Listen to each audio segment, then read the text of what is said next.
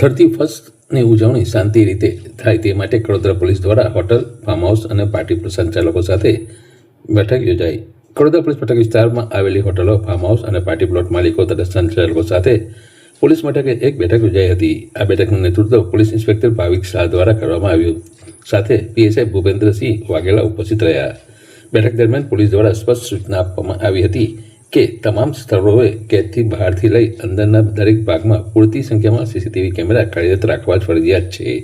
ઉપરાંત કોઈપણ અપરિચિત અથવા શંકાસ્પદ વ્યક્તિ નજર પડે તો તાત્કાલિક પોલીસને જાણ કરવા સૂચના આપવામાં આવી હતી.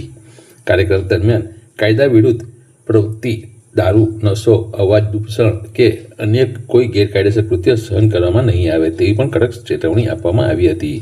પોલીસોને સંચાલકોને સહકાર આપવા અપીલ કરવા જણાવ્યું હતું કે જાહેર સલામતી અને શાંતિ જાળવવા માટે પોલીસ અને સંચાલકો વચ્ચે સંકલન અત્યંત જરૂરી છે. નિયમોનું પાલન કરનાર સંચાલકોને સહકાર મળશે, જ્યારે નિયમ ભંગ કરનાર સામે કડક કાર્યવાહી કરવામાં આવશે.